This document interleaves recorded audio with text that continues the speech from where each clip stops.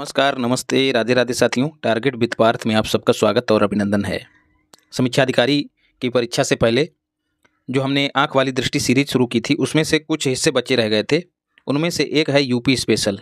आज हम इसी को कंप्लीट करेंगे। इसके अलावा एक और हिस्सा बच जाएगा, वो रह जाएगा साइंस एंड टेक। उसको अगली वीडियो में आपको कंप्लीट करा दूंगा। तो जो लोग टारगेट विद पार्थ से जुड़े हुए हैं वो इस बात को भली भांति जान रहे होंगे या उन्होंने इस बात का अनुभव किया होगा कि करंट अफेयर्स में जितने भी क्वेश्चन पूछे गए वो सारे के सारे आपको यहाँ के मटेरियल से मिले होंगे।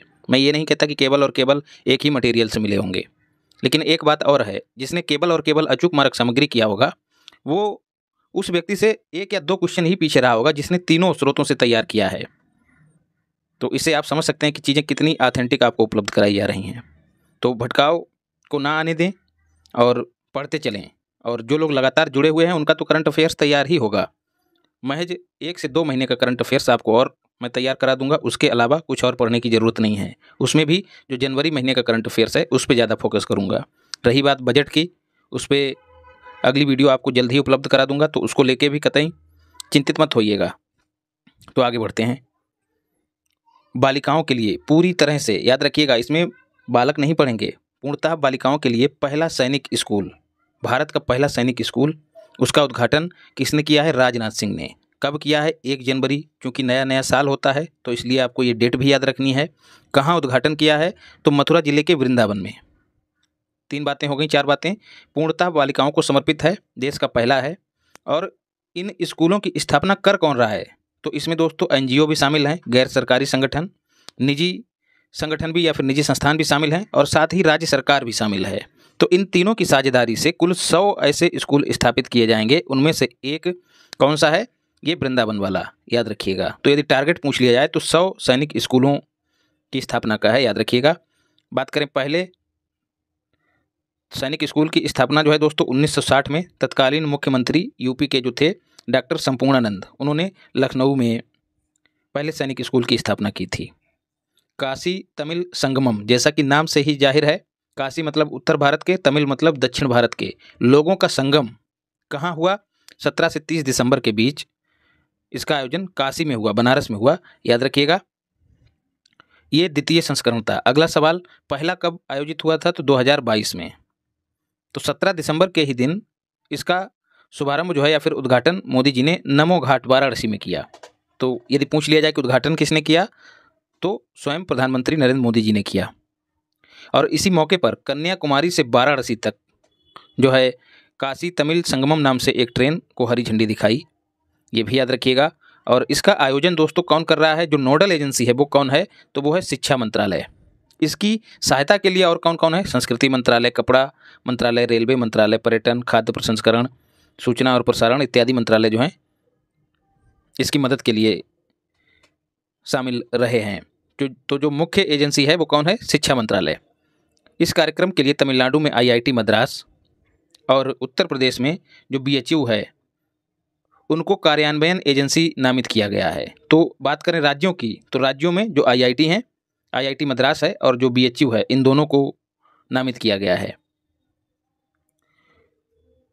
अगला, प्रधानमंत्री जी ने अयोध्या की यात्रा की 30 दिसंबर के दिन, और इस अवसर पर मोदी जी ने 11,100 करोड़ रुपए की परियोजनाओं का शिलान्यास किया। अयोध्या भगवान राम की नगरी है और वहाँ पर जो है पवित्र जो अंक है 11, उसी से जो है आप इस धनराशि को याद रख सकते हैं, 11,100 करोड़ रुपए। जैसे होता नहीं है कि यदि हम किसी को शगुन देते हैं तो 1101, 1111, 1100 या फिर 2100, इस तरह से, तो इसको याद रखिएगा। इस अवसर पर उन्होंने पुनर्विकसित अयोध्या धाम जंक्शन रेलवे स्टेशन का उद्घाटन भी किया। याद रखिएगा, ये नया स्थापित नहीं है, पहले से ही स्थापित था, इसका दोबारा विकास किया गया है। इसके साथ ही उन्होंने अमृत भारत ट्रेनों और वंदे भारत ट्रेनों को भी हरी झंडी दिखाई, जिनमें से दरभंगा से अयोध्या, दरभंगा कहाँ है? बिहार में। दरभंगा से अयोध्या और अयोध्या से आनंद विहार टर्मिनल, आनंद विहार दिल्ली में है। अमृत भारत एक्सप्रेस जो कि देश की पहली अमृत भारत ट्रेन है, इसको भी झंडी दिखाई। तो बाकी सबको भूल जाइएगा, भूलना क्या, और कोई है ही नहीं, इसको जरूर याद रखिएगा। देश की पहली अमृत भारत ट्रेन दरभंगा से अयोध्या, अयोध्या से आनंद विहार टर्मिनल। और यहीं पर जो नवनिर्मित अयोध्या हवाई अड्डा है, इसको नाम दिया गया महर्षि वाल्मीकि अंतर्राष्ट्रीय हवाई अड्डा। तो ये नाम भी याद रखिएगा। और इसी अवसर पर राम मंदिर तक जो श्रद्धालु हैं उनकी पहुंच को बढ़ाने के लिए मोदी जी ने 4 नई सड़कों का उद्घाटन किया। उनका नाम क्या है दोस्तों? रामपथ, भक्ति पथ और धर्म पथ।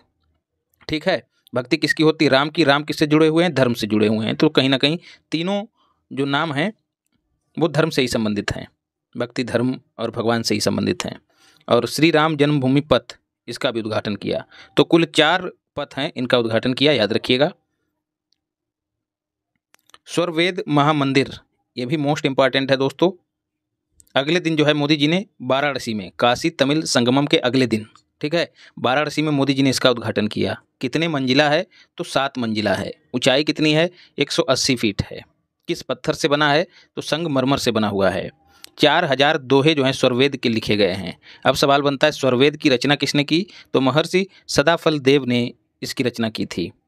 और इसके अलावा वेद, उपनिषद, रामायण, गीता और महाभारत जैसे ग्रंथों के संदेश भी इसमें चित्रों के जरिए उकेरे गए हैं। तो केवल और केवल इसका संबंध स्वरवेद से नहीं है, बल्कि अन्य जो हमारे वेद, उपनिषद, रामायण, गीता, महाभारत हैं उनसे भी है, ये भी याद रखिएगा। इस महामंदिर को विश्व का सबसे बड़ा ध्यान केंद्र, दोस्तों कथन के रूप में आपने देखा होगा, बहुत ही नज़दीक से कन्फ्यूज किया जाता है, इसलिए अब थोड़ा सा डिटेल में पढ़ने की आदत डालिए। विश्व का सबसे बड़ा ध्यान केंद्र जो है इस महामंदिर को कहा जाता है। स्वरवेद एक आध्यात्मिक ग्रंथ है जो विहंगम योग संस्थान, इनका एक संस्थान भी था, किनका? सदाफल देव का। तो विहंगम योग संस्थान के प्रणेता संत सदाफल देव द्वारा लिखा गया है। लेक क्वीन क्या है दोस्तों? जैसा कि नाम से जाहिर है, लेक मतलब झील की रानी। तो झील की रानी क्या होगा? कोई सजा धजा सा ऑब्जेक्ट होगा। तो ये एक क्रूज है। इसका उद्घाटन क्या दोस्तों? लोकार्पण किया है किसने? योगी जी ने। कहाँ? गोरखपुर में। गोरखपुर में कहाँ? तो रामगढ़ ताल में। कभी कभी पूछ लिया जाता है कि रामगढ़ ताल कहाँ अवस्थित है? तो यूपी के गोरखपुर में। ये अत्याधुनिक सुविधाओं से युक्त क्रूज है, 2 मंजिला है, ये आपको याद नहीं रखना है। ज्ञातव्य है कि उत्तर प्रदेश में इनलैंड वाटर वे अथॉरिटी के गठन के माध्यम से राप्ती, सरयू, यमुना, गंगा नदियों में जो है क्रूज सेवा को बढ़ावा दिया जा रहा है, ये भी याद रखिएगा। तो ये नदियों के नाम याद रखिएगा। Inland water way authority Uttar Pradesh में स्थापित किया गया है, याद रखिएगा। 42वां रामायण मेला, क्रम भी याद रखना है। कहाँ आयोजित हुआ? चूंकि रामायण का स्रोत कहाँ है दोस्तों? अयोध्या में, तो इसका आयोजन भी अयोध्या में ही हुआ है। इस मेला की शुरुआत जो है 1982 में की गई थी। उस समय मुख्यमंत्री कौन थे? तो श्रीपति मिश्र, ये भी याद रखिएगा। जीआई टैग की बात करें दोस्तों तो ये 10 वर्षों के लिए दिया जाता है। वहीं यदि पेटेंट की बात करें तो पेटेंट 20 वर्षों के लिए दिया जाता है। दोनों के वर्ष याद रखिएगा। जीआई टैग के मामले में उत्तर प्रदेश का देश में दूसरा स्थान हो गया है। हाल ही में उत्तर प्रदेश के 4 उत्पादों को जीआई टैग दिया गया। वो 4 उत्पाद कौन कौन से हैं उनको आगे देखेंगे। लेकिन यूपी जब दूसरे स्थान पे है तो पहले स्थान पे कौन है दोस्तों? तो तमिलनाडु पहले स्थान पे है। अब 4 जो प्रोडक्ट हैं जिन्हें जीआई टैग दिया गया है वो कौन कौन से हैं? बागपत का होम फर्निशिंग, ठीक है, होम फर्निशिंग जैसे चादर, गद्दे, तौलिया आदि यहाँ पर तैयार किए जाते हैं। कहाँ? बागपत में, तो इसको जीआई टैग दिया गया है। अमरोहा की ढोलक को जीआई टैग दिया गया है। ढोलक के साथ साथ अन्य बीटिंग वाद्य यंत्र, बीटिंग मतलब जो थाप से बजते हैं, ऐसे वाद्य यंत्र जो थाप लगा के बजते हैं वो बीटिंग वाद्य यंत्र कहलाते हैं। तो ये भी यहीं पर बनते हैं। कहाँ? अमरोहा में। इन यंत्रों को जो खोल हैं, जो बॉक्स हैं, वो आम और शीशम की लकड़ियों से बनाए जाते हैं। और आप ढोलक को अच्छी तरह से देखे होंगे, उन पर जो है पशुओं का चमड़ा जो है वो मढ़ा जाता है।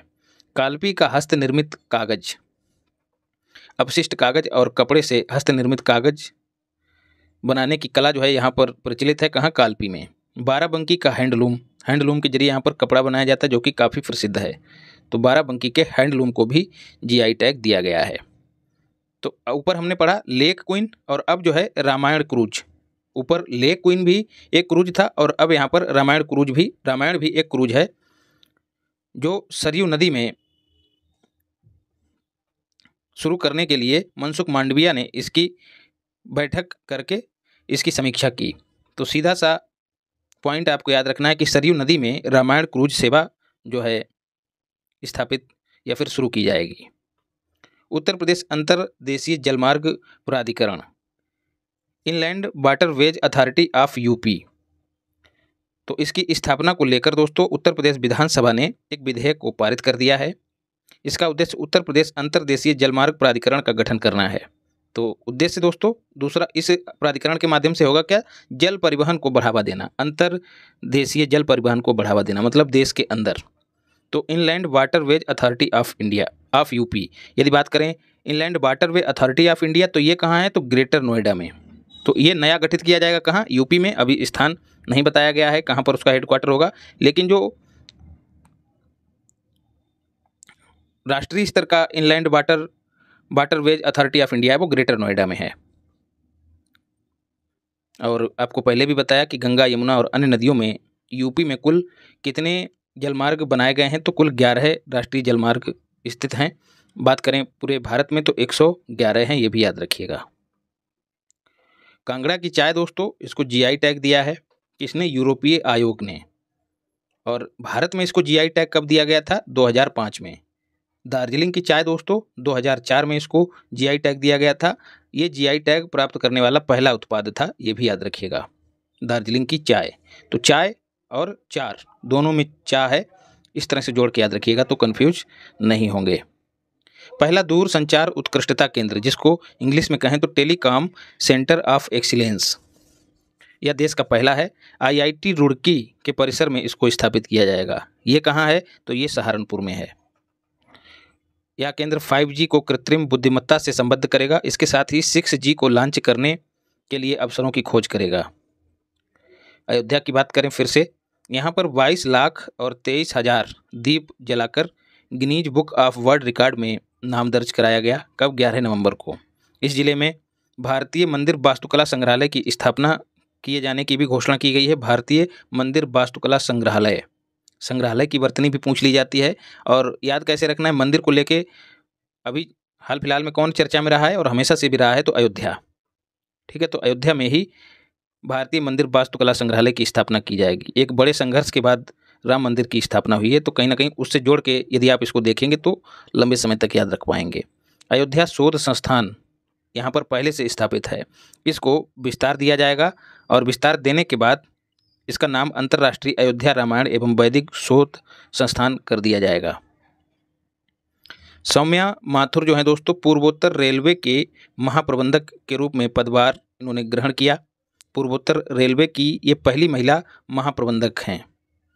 वहीं रेलवे बोर्ड की पहली महिला अध्यक्ष की बात करें तो उनका नाम क्या है, जया वर्मा, ये भी याद रखिएगा। ये कहाँ की हैं, ये उत्तर प्रदेश के प्रयागराज की ही हैं, ये भी याद रखिएगा। तो ये सौम्या माथुर भी पहली महिला हैं और जया वर्मा भी पहली महिला हैं। पूर्वोत्तर रेलवे का हेडक्वार्टर कहाँ है, गोरखपुर में। वहीं बात करें उत्तर मध्य रेलवे के हेडक्वार्टर की, तो उसका वो कहाँ है, इलाहाबाद में। गोरखपुर दोस्तों क्यों चर्चा में है, क्योंकि योगी जी ने यहाँ पर पशु चिकित्सा विज्ञान महाविद्यालय के निर्माण से संबंधित जो परियोजना है उसकी रिपोर्ट का अवलोकन किया है। तो यदि बात की जाए कि पूर्वांचल का पशु चिकित्सा विज्ञान महाविद्यालय कहाँ स्थापित किया जाएगा, तो गोरखपुर में।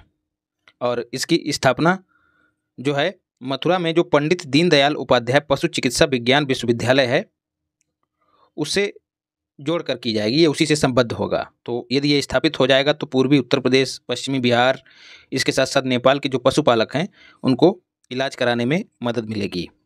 प्रदेश में जनजातीय संग्रहालय कहाँ स्थापित किए जाएंगे, तो मिर्ज़ापुर, सोनभद्र और महाराजगंज। जनजातियों से संबंधित 2 जिले अक्सर आप चर्चा में सुनते हैं और तैयार भी करते हैं। जब हम लोग यूपी स्पेशल को तैयार करते हैं तब इन 2 नामों को खूब पढ़ते हैं, मिर्ज़ापुर और सोनभद्र। तो ये 2 नाम आपको याद ही रहेंगे। बचा कौन, महाराजगंज। तो इन 3 जिलों में जनजातीय संग्रहालयों की स्थापना की जाएगी। अगला है 3 नए राज्य विश्वविद्यालय कहाँ स्थापित किए जाएंगे, गोंडा में होगा, मिर्ज़ापुर में होगा और मुरादाबाद में। तीनों के नाम याद रखने हैं। गोंडा में किस नाम से होगा, पाटेश्वरी देवी राज्य विश्वविद्यालय। मिर्ज़ापुर में विंध्यवासिनी राज्य विश्वविद्यालय। मुरादाबाद में क्या होगा दोस्तों, उत्तर प्रदेश राज्य विश्वविद्यालय, उसका नाम ही उत्तर प्रदेश के नाम पे होगा। तो तीनों के नाम भी याद रखिएगा और कहाँ स्थापित होंगे वो भी याद रखिएगा। इसके लिए दोस्तों क्या किया गया, संविधान संशोधन। इसके लिए उत्तर प्रदेश निजी विश्वविद्यालय का जो अधिनियम है उसमें संशोधन किए जाने को स्वीकृति प्रदान की गई और इस संशोधन के माध्यम से मथुरा में जो SKS अंतर्राष्ट्रीय विश्वविद्यालय है उसकी भी स्थापना की जाएगी। तो यदि बात करें अंतर्राष्ट्रीय विश्वविद्यालय की तो कहाँ स्थापित होगा, यूपी के मथुरा में। 4 नए, और यही मथुरा में ही दोस्तों, मथुरा के वृंदावन में पहला सैनिक स्कूल, किसके लिए, लड़कियों के लिए, तो दोनों को याद रखिएगा। 4 नए निजी स्कूल दोस्तों, इनको मंजूरी प्रदान की है किसने, दुर्गा शंकर मिश्र। अब ये हैं कौन, तो ये हैं यूपी के मुख्य सचिव, इनका नाम याद रखिएगा। ये 4 नए विश्वविद्यालय कौन से होंगे, तो कुछ याद रहे या ना रहे, लेकिन 2 को जरूर याद रखिएगा, गांधी विश्वविद्यालय झांसी में और चंडीगढ़ विश्वविद्यालय उन्नाव में। ठीक है, तो चंडीगढ़ को पंजाब से मत जोड़ दीजिएगा, भ्रमित करने के लिए आपको विकल्प में पंजाब दिया जा सकता है, इसीलिए ये 2 नाम आपको विशेष रूप से याद रखने हैं। कौशाम्बी दोस्तों क्यों चर्चा में रहा है, यहाँ पर भगवान गौतम बुद्ध की 51 फीट ऊंची प्रतिमा जो है स्थापित किए जाने की घोषणा की गई है। मिशन महिला सारथी दोस्तों अयोध्या जिले से योगी जी ने शुरू किया, और इस मिशन के तहत 51 साधारण बसें जो BS6 बसें होंगी उनको हरी झंडी दिखाई योगी जी ने। मिशन शक्ति के 4थे चरण के अंतर्गत इसकी शुरुआत की गई। इसमें कंडक्टर और ड्राइवर दोनों ही महिलाएं रहेंगी। आनंदा, याद रखिएगा, आनंद नहीं है यहाँ पर, आनंदा डेयरी, अमेरिया पजोरा और BH एम्ब्रियोस, ये तीनों कंपनियां हैं दोस्तों। आनंदा डेयरी यूपी की है, बाकी अमेरिया पजोरा और BH एम्ब्रियोस ये दोनों ब्राज़ील की हैं। तो इन तीनों के बीच जो है समझौता हुआ है, किस चीज़ को लेके, जो दुधारू पशु हैं उनके पोषण, प्रजनन, इन सब को बढ़ावा देने के लिए, ताकि दूध उत्पादन में वृद्धि हो सके। तो इन कंपनियों के नाम याद रखिएगा, ब्राज़ील की हैं, और ब्राज़ील को भी याद रखिएगा। कभी कभी सीधे पूछ लिया जाता है कि दुग्ध उत्पादन में बढ़ावा देने के लिए हाल ही में उत्तर प्रदेश ने किस देश की 2 कंपनियों से समझौता किया है, तो ब्राज़ील की कंपनियों से समझौता किया है। लखनऊ में दोस्तों योगी जी ने क्या किया है, नौसेना संग्रहालय के निर्माण का शिलान्यास किया। शिलान्यास होता है तो क्या होता है, फाउंडेशन रखा जाता है जिसको कहें, तो एक तरह से नींव भरी गई। और उद्घाटन कब होता है दोस्तों, लोकार्पण कब होता है, लोगों को अर्पित कर दिया जाता है जब चीज़ें बन के तैयार हो जाती हैं। तो ये संग्रहालय कहाँ स्थापित होगा दोस्तों, आदि गंगा गोमती नदी के तट पर। ठीक है, गोमती नदी को आदि गंगा के नाम से भी जाना जाता है, और इस संग्रहालय में INS गोमती भी शामिल होगा, ये भी याद रखिएगा। तो नौसेना का संग्रहालय है, तो स्वाभाविक सी बात है कि नौसेना से जुड़ी हुई चीज़ें जो है यहाँ पर दिखाई जाएंगी।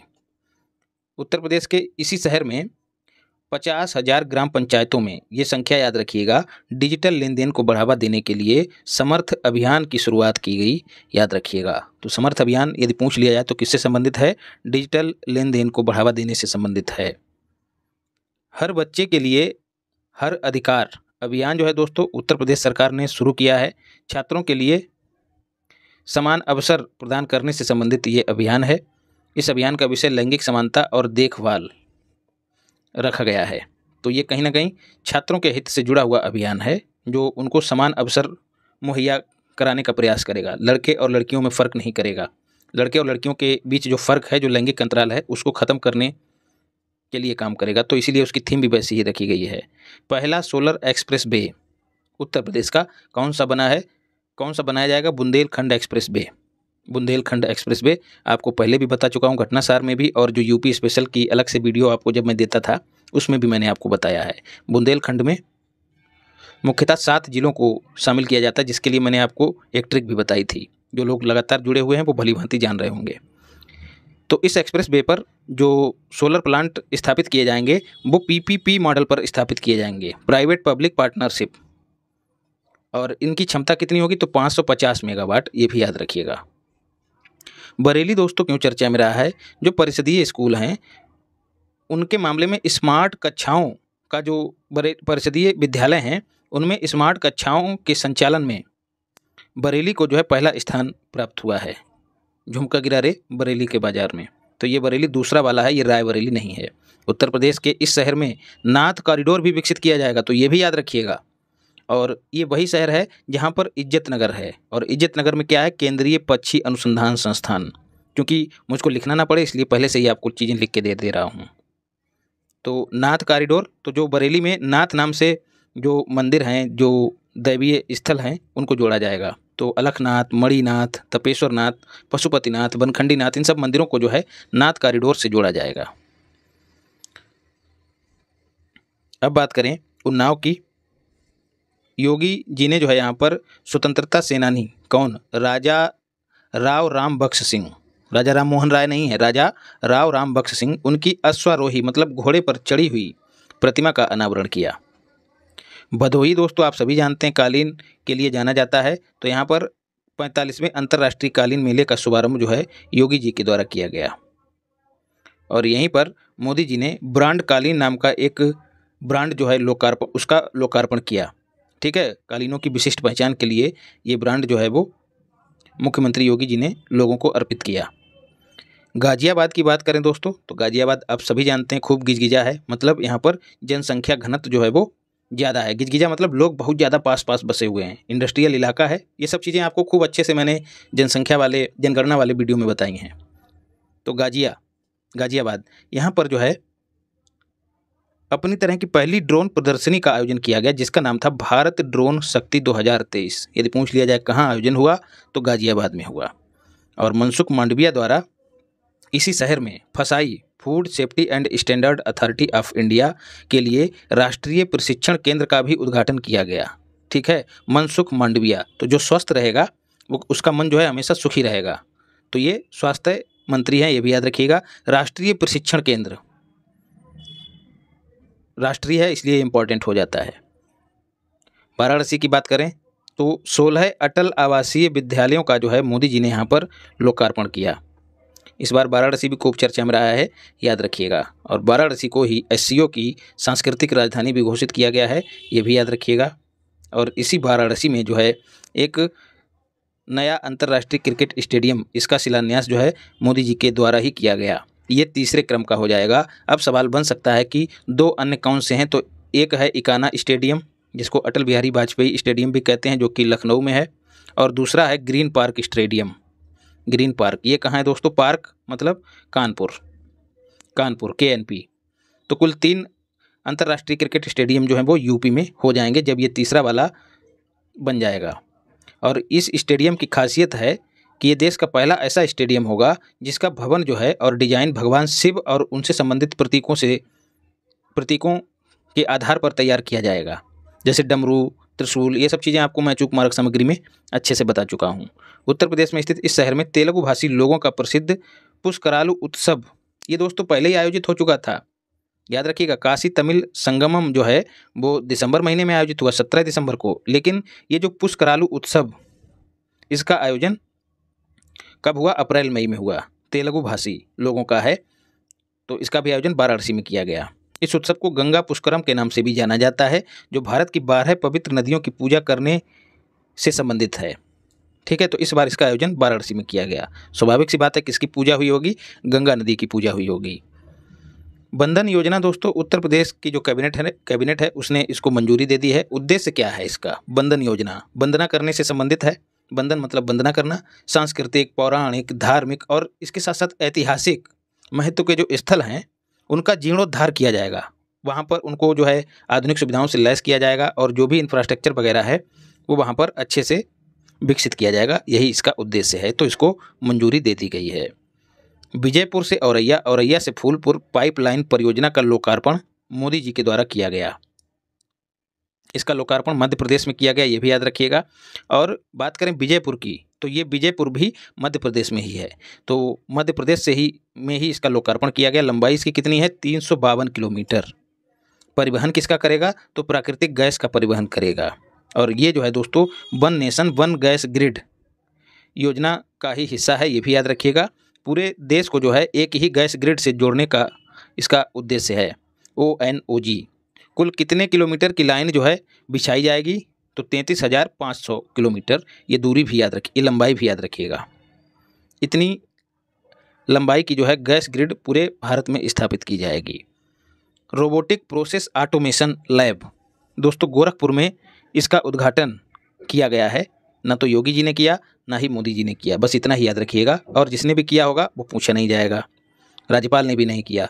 तो गोरखपुर में इसका उद्घाटन किया गया है। दोहराव वाले कार्यों को रोबोट के द्वारा किया जाएगा। आप सबने देखा होगा जब आप कस्टमर केयर एग्जीक्यूटिव को फ़ोन लगाते हैं तो चीज़ें रिपीट होती रहती हैं। यदि आप कोई प्रतिक्रिया नहीं देते तो एक समय के बाद जो महिला या फिर पुरुष रोबोट होती है या होता है वो अपनी चीज़ों को दोहराता रहता है। तो इसी को कहते हैं रोबोटिक प्रोसेस ऑटोमेशन। तो इसी पर रिसर्च करने के लिए एक लैब जो है वो कहाँ स्थापित किया गया है? उत्तर प्रदेश के गोरखपुर में। उत्तर प्रदेश की ये पहली ऐसी लैब होगी। अत्याधुनिक क्वांटम प्रौद्योगिकी समर्थित हरित हाइड्रोजन का उत्पादन जो है BHU में इस तकनीकी का उद्घाटन किया गया, याद रखिएगा। आगरा क्यों चर्चा में है? आगरा में अंतर्राष्ट्रीय आलू अनुसंधान शाखा खोले जाने के प्रस्ताव को मंजूरी दी गई है, इसकी स्थापना की जाएगी। अब सवाल बनता है कि अंतर्राष्ट्रीय आलू अनुसंधान संस्थान कहाँ है? तो पेरू की राजधानी क्या है? लीमा। लीमा में यह संस्थान स्थित है। प्रयागराज दोस्तों, यहाँ पर एयर शो आप सभी खूब देखे होंगे। एयर शो का आयोजन हुआ, वायुसेना के जो विमान थे उन्होंने खूब अपने करतब आसमान में दिखाए। कब? 8 अक्टूबर को। 8 अक्टूबर को ही वायुसेना दिवस के रूप में मनाया जाता है। नंदिनी कृषक समृद्धि योजना इंपॉर्टेंट है, इस बार इसको पूछा भी गया है। मवेशियों की नस्ल में सुधार करने और सुधार करके उनके दुग्ध उत्पादन को बढ़ाने के लिए नंद बाबा मिशन के एक हिस्से के रूप में इस योजना को लॉन्च किया गया है। और इस योजना का उद्देश्य क्या है? 25 दुधारू गायों की कुल 35 इकाइयाँ स्थापित की जाएंगी। याद रखिएगा, एक इकाई में 25 गाय होंगी। और ये चीज़ जो घटनासार में दी है, उसके लिए पात्रता जो पात्र है उसको 3 साल का अनुभव होना जरूरी है। ये फैक्ट यहाँ पर जोड़ लीजिएगा। 3 चरणों में सरकार की ओर से इन यूनिटों की स्थापना के लिए सब्सिडी दी जाएगी। तो पहले 10 मंडलों में इसको लागू किया जाएगा। आकांक्षी नगर योजना, तो इस योजना से संबंधित जो दिशा निर्देश हैं उनको स्वीकृत कर लिया गया है यूपी की कैबिनेट के द्वारा। उद्देश्य क्या है? जो शहर हैं, पिछड़े हुए शहर हैं, जो नगर हैं, उनको आधुनिक सुविधाओं से लैस किया जाएगा और सतत विकास की प्रक्रिया के आधार पर उनको विकसित किया जाएगा।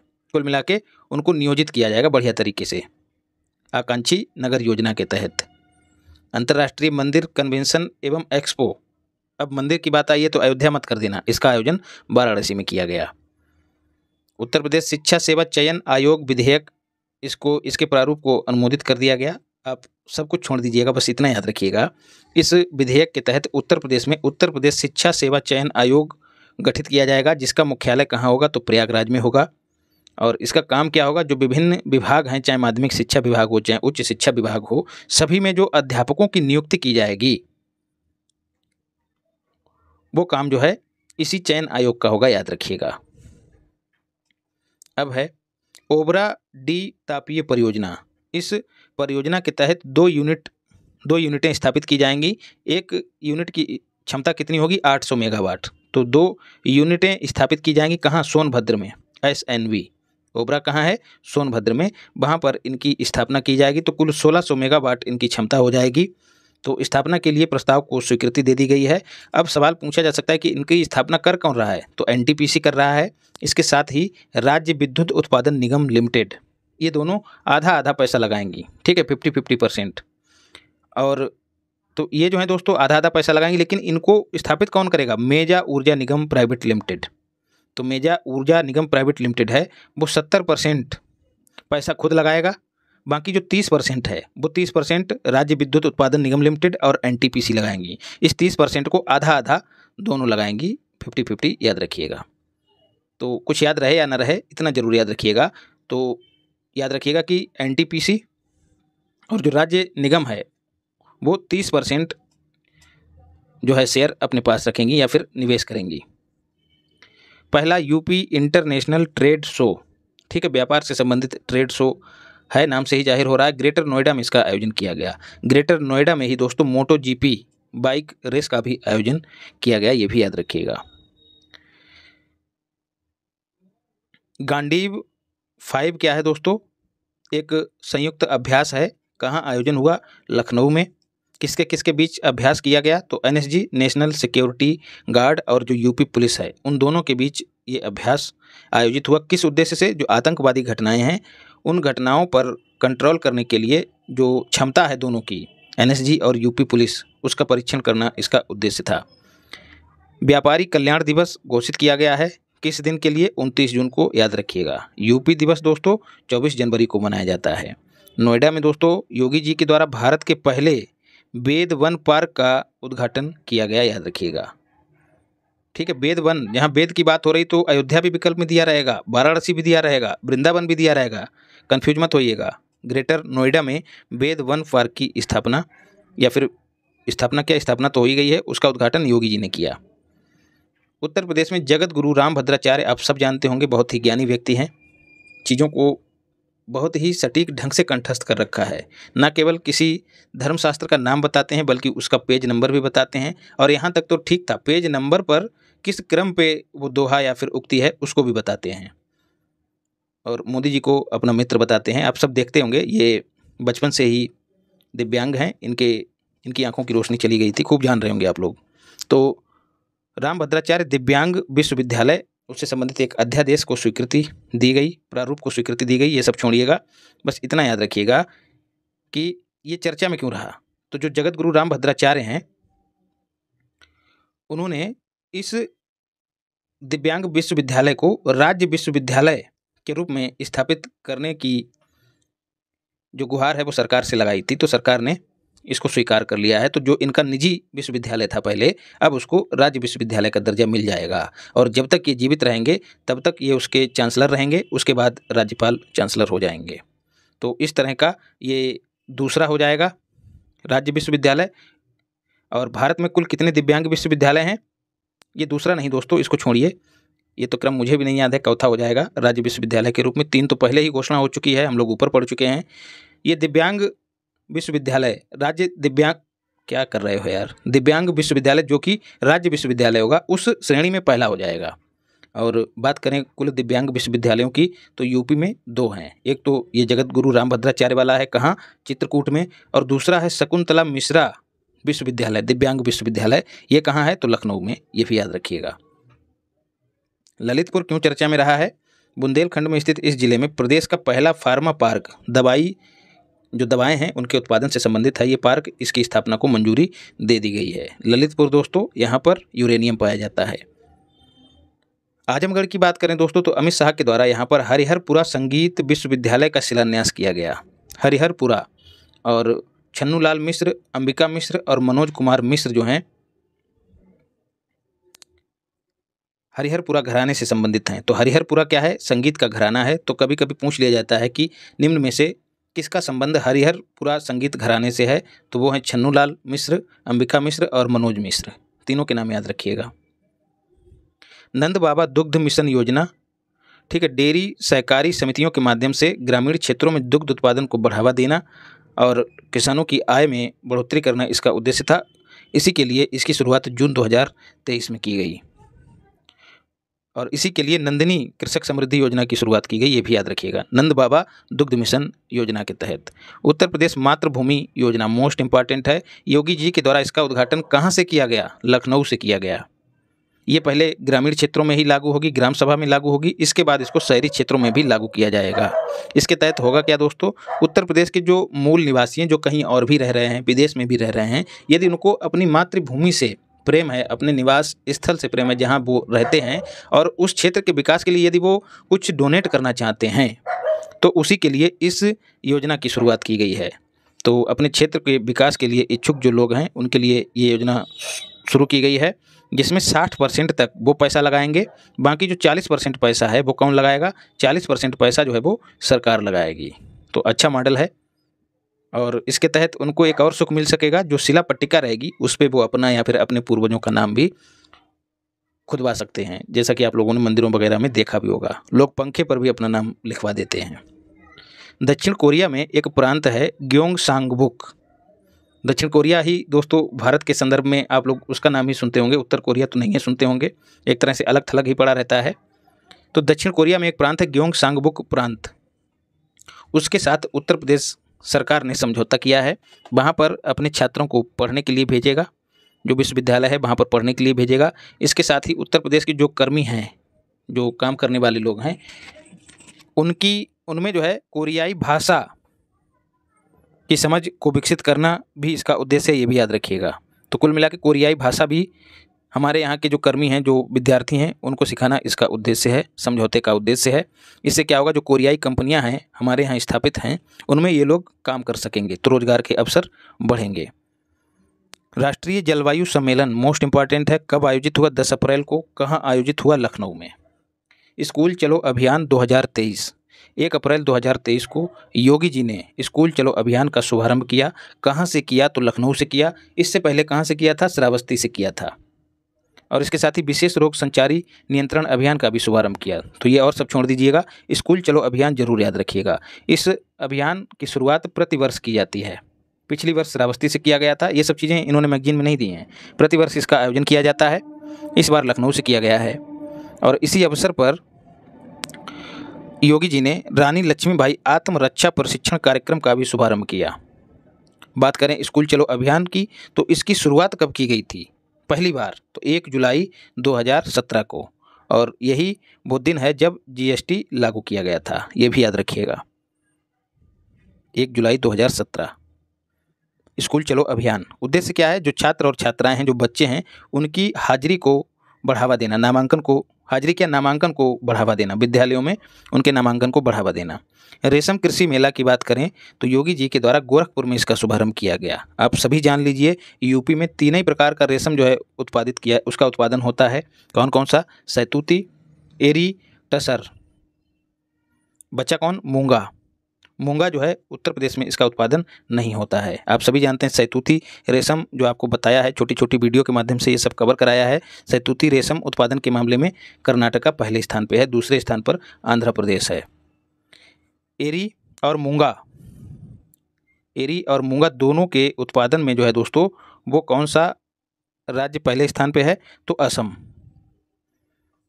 ठीक है। और बचा कौन? टसर। टसर जो है उसके उत्पादन में झारखंड पहले स्थान पे है। लेकिन यूपी में टसर कहाँ उत्पादित होता है? उसका उत्पादन कहाँ होता है? सोनभद्र में। तो सैतूती रेशम गोरखपुर में, गोरखपुर का संबंध योगी जी से है। योगी जी की गोरखपुर में बोलती है क्या? तूती। उसी से याद रखिएगा, सैतूती। एरी कानपुर और टसर जो है Sonbhadra. One world TB summit most important है। 24 मार्च 2023 को इसका उद्घाटन किया गया। किसके द्वारा? मोदी जी के द्वारा। 24 मार्च को क्यों? क्योंकि 24 मार्च को ही वर्ल्ड टीबी डे के रूप में मनाया जाता है। और इस दिवस की थीम क्या थी? ये भी याद रखना है, yes we can and TB. स्वास्थ्य एवं परिवार कल्याण मंत्रालय के द्वारा इसका आयोजन किया गया। और मोदी जी ने टीबी मुक्त पंचायत पहल का भी शुभारंभ यहाँ पर किया। बात करें टीबी उन्मूलन की, तो भारत ने टीबी को समाप्त करने का लक्ष्य 2025 तक रखा है। इसके साथ ही जो अन्य देश हैं संयुक्त राष्ट्र के तहत, उन्होंने स्वयं को टीबी से मुक्त करने का लक्ष्य 2030 तक रखा है। तो दोनों डेट याद रखिएगा। टीबी हारेगा देश जीतेगा, ये अभियान भी भारत में ही चलाया जा रहा है। ब्रांड एम्बेसडर इसके कौन है? तो बच्चन साहब हैं। एनीमिया उन्मूलन का मिशन, एनीमिया उन्मूलन का लक्ष्य कब तक रखा गया है? 2047 तक। खेलो इंडिया यूनिवर्सिटी गेम्स की बात करें तो उत्तर प्रदेश में पहली बार इसका आयोजन किया गया। हालांकि ये तीसरा संस्करण था, लेकिन उत्तर प्रदेश में ये पहला था। और इसका आयोजन लखनऊ, वाराणसी, गोरखपुर और गौतम बुद्ध नगर में किया गया। इसमें विजेता कौन रहा? तो पंजाब यूनिवर्सिटी जो है वो विजेता रही। एशिया की सबसे बड़ी multi product paint factory Sandila, आप लोगों ने खूब सुना होगा, यहाँ के लड्डू प्रसिद्ध हैं। संडीला है कहाँ? हरदोई जिले में। एशिया की सबसे बड़ी पेंट जो है फैक्ट्री, यहाँ पर इसका उद्घाटन किया गया। योगी जी ने इसका उद्घाटन किया। किस कंपनी की है फैक्ट्री? तो बर्जर। आप लोगों ने खूब नाम सुना होगा, घरों में पेंट, इस पेंट का इस्तेमाल किया जाता है। उत्तर प्रदेश खेल नीति 2023 इम्पॉर्टेंट है, इसको मंजूरी प्रदान की गई। राज्य खेल प्राधिकरण की स्थापना की जाएगी इसके तहत, और खिलाड़ियों को 3 श्रेणियों में बांटा जाएगा। एकदम निचले स्तर के खिलाड़ी, जिन्हें ग्रास रूट खिलाड़ी कहा जाएगा, ग्रास रूट लेवल के खिलाड़ी। दूसरा, उनसे थोड़ा अच्छे खिलाड़ी, जिनको विकासात्मक स्तर के खिलाड़ी। और तीसरा, हाई लेवल के खिलाड़ी। जो अगला महत्वपूर्ण फैक्ट है वो याद रखना, 10 करोड़ रुपए से उत्तर प्रदेश खेल विकास कोष बनाया जाएगा। और इस खेल में ई स्पोर्ट्स को भी बढ़ावा देने की बात कही गई है, उन्हें भी शामिल किया जाएगा। क्या कर लिया गया है। कालिंजर महोत्सव दोस्तों, योगी जी ने बांदा जिले में इसका शुभारंभ किया। और जो कालिंजर महोत्सव है, इसे राजकीय महोत्सव के रूप में मान्यता प्रदान की। इमलिया गांव जो है दोस्तों कहाँ का है? तो उत्तर प्रदेश के बलरामपुर में है। आप सभी को मैंने कुछ जिले बताए थे जिनकी सीमा नेपाल से लगती है, उनका क्रम भी आपको ट्रिक के माध्यम से बताया था याद रखने के लिए, पश्चिम से पूर्व, वेस्ट टू ईस्ट। उन्हीं में से एक है बलरामपुर। और आपने एक बात और यूपी स्पेशल में पढ़ी होगी, जो तराई क्षेत्र है वहाँ पर कौन सी जनजाति जो है अधिकता में पाई जाती है? तो थारू। ठीक है। तो जो बलरामपुर जिले का इमलिया गांव है, वहाँ पर पहला आदिवासी संग्रहालय, थारू जनजाति संग्रहालय जो है बनाया गया है, याद रखिएगा। बात करें थारू जनजाति की, तो ये ऐसी जनजाति है जिसकी आबादी सर्वाधिक है। कहाँ? यूपी में। उत्तर प्रदेश खाद्य प्रसंस्करण उद्योग नीति 2 फरवरी को जारी की गई। 2 फरवरी को विश्व आर्द्र भूमि दिवस के रूप में मनाया जाता है और ये अगले 5 वर्षों के लिए प्रभावी रहेगी। कृषि उपज के प्रसंस्करण में बढ़ोतरी करना इसका उद्देश्य है और इसके तहत यदि कोई फूड प्रोसेसिंग यूनिट या फिर कोई इकाई स्थापित करता है तो उसमें 35% की सब्सिडी जो है वो सरकार देगी। तो ये याद रखिएगा, कितनी सब्सिडी? 35%। और अधिकतम कितने रुपए की? तो 5 करोड़ रुपए की। सबसे लंबे समय तक मुख्यमंत्री रहने का रिकॉर्ड जो है वो किसने बनाया है? तो योगी आदित्यनाथ जी ने। इनसे पहले डॉक्टर संपूर्णानंद ही इकलौते मुख्यमंत्री थे जिन्होंने सबसे लंबा कार्यकाल पूरा किया। श्रेयस हरीश जो है दोस्तों, इनको लखनऊ में जो ग्लोबल इन्वेस्ट समिट था वहाँ पर मोदी जी ने सम्मानित किया। ये सबसे युवा मोटर बाइक रेसर हैं। कहाँ के हैं? बेंगलुरु के हैं। विश्व रेस में क्वालिफाई करने वाले ये पहले भारतीय हैं, न केवल पहले यूपी के हैं बल्कि भारत के भी पहले हैं, इसलिए इम्पॉर्टेंट है। क्लाशिनकोव AK-203 क्या है? असाल्ट राइफल है। इसकी फैक्ट्री जो है कहाँ स्थापित है? अमेठी में। उसने अपना उत्पादन शुरू कर दिया है। भारत और रूस दोनों मिलकर इसका उत्पादन कर रहे हैं। इसका शिलान्यास जो है मोदी जी ने 2019 में ही कर दिया था। तो अब जो है फैक्ट्री बन गई है और उसने उसका उत्पादन शुरू कर दिया है। उत्तर प्रदेश की झांकी दोस्तों, ये 2023 में जो गणतंत्र दिवस मनाया गया उसके बारे में बताया गया है, लेकिन हमको 2024 का याद रखना है। 2024 में सर्वश्रेष्ठ झांकी का पुरस्कार ओडिशा की झांकी को दिया गया है। 23 में अयोध्या की झांकी तीसरे स्थान पर थी, याद रखिएगा। तो 2024 वाला याद रखिएगा। पद्म पुरस्कार की बात करें तो सार्वजनिक मामलों में जो है मुलायम सिंह यादव को मरणोपरांत पद्म पुरस्कार में पद्म विभूषण से सम्मानित किया गया। बाकी सब छोड़ दीजिएगा। उत्तर प्रदेश मिलेट्स पुनरुद्धार कार्यक्रम, तो कैबिनेट ने इसको बढ़ावा देने को मंजूरी दी है। किसको? मिलेट्स उत्पादन और उनके कंजप्शन उपभोग को बढ़ावा देने के लिए कार्यक्रम के संचालन को मंजूरी दी है। तो मिलेट्स आप सभी जानते हैं, मोटे अनाज कौन कौन से? ज्वार, बाजरा, कोदो, सावा, रागी, मडुआ। कभी कभी विकल्प के रूप में आपको दे दिया जाएगा और कहा जाएगा कि निम्न में से कौन सा मोटा अनाज नहीं है, इसलिए मोटे अनाजों को याद रखिए क्योंकि 2023 को मोटे अनाज का वर्ष घोषित किया गया है। इस योजना को 1 जनवरी 2023 से 2027 तक संचालित किए जाने का लक्ष्य रखा गया है। और आपको घटनासार में पढ़ाया है कि अब जो है मोटे अनाजों को भी, जो राष्ट्रीय खाद्य सुरक्षा मिशन है, कब राष्ट्रीय खाद्य सुरक्षा अधिनियम 2013 है, उसके तहत मोटे अनाज को भी खाद्यान्न, जो PDS है, पब्लिक डिस्ट्रीब्यूशन सिस्टम है जिसके तहत खाद्यान्न वितरित किया जाता है, उसमें शामिल कर लिया गया है, जिसमें 10 किलो बाजरा दिया जाएगा, 11 किलो चावल और 14 किलो गेहूँ। तो ये 10 किलो जरूर याद रखिएगा। 75 जिलों में इस कार्यक्रम को क्रियान्वित किया जाएगा। लक्ष्मण पुरस्कार दोस्तों 24 जनवरी को आप सभी जानते हैं उत्तर प्रदेश की स्थापना दिवस के रूप में मनाया जाता है। तो लक्ष्मण पुरस्कार और रानी लक्ष्मीबाई पुरस्कार कुल 12 खिलाड़ियों को प्रदान किया गया। इतना ही याद रखिएगा। आरोहिणी पहल प्रशिक्षण कार्यक्रम, तो जो राज्य उत्तर प्रदेश है दोस्तों, उत्तर प्रदेश है, वहाँ पर कुल कितने कस्तूरबा गांधी बालिका विद्यालय हैं? 746 KGBB।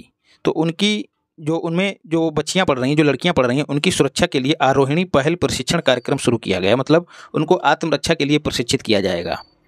तो यही आरोहिणी पहल का उद्देश्य है। छठा उत्तर प्रदेश दिवस समारोह 2023 में छठा था, लेकिन अब 24 में हम लोग, तो 24 में जो है ये चौथा है, 7वां, और 24 में जो है दोस्तों किस क्रम का होगा? 75वां दिवस। कब चौथा है दोस्तों? दिवस है 7वां, लेकिन स्थापना दिवस चौथा है, 75वां याद रखिएगा, क्योंकि 24 जनवरी 1950 को जो उत्तर प्रदेश है वो अपने पुराने नाम को छोड़कर उत्तर प्रदेश के रूप में अपने नाम को पा गया था। इससे पहले यूनाइटेड प्रोविंस इसका नाम था। हालांकि आजकल आप लोग देख भी रहे होंगे यूपी पुलिस का भी पेपर लीक हो गया है। हद हो गई है यार। अब आप लोग देख रहे होंगे कि जहां पहले से ही परीक्षाओं में पूछे गए प्रश्नों के उत्तर उपलब्ध रहते हैं वो है उत्तर प्रदेश, इसीलिए इसका नाम उत्तर प्रदेश पड़ गया।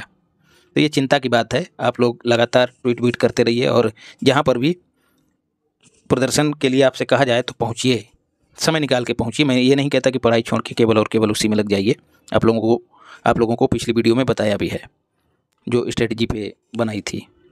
तो इसकी थीम, पहले वाली थीम आप लोग छोड़ भी सकते हैं, इन्वेस्टमेंट और एम्प्लॉयमेंट थी, लेकिन अभी वाली मुझको नहीं मिली, आगे खोज के आपको बता दूंगा। जब जनवरी का अचूक मार्ग सामग्री आपको दूंगा तो ये पूरा का पूरा कवर कर दूंगा। लेकिन ये याद रखिएगा कि 2024 में 75वां स्थापना दिवस मनाया गया और 7वां उत्तर प्रदेश दिवस मनाया गया।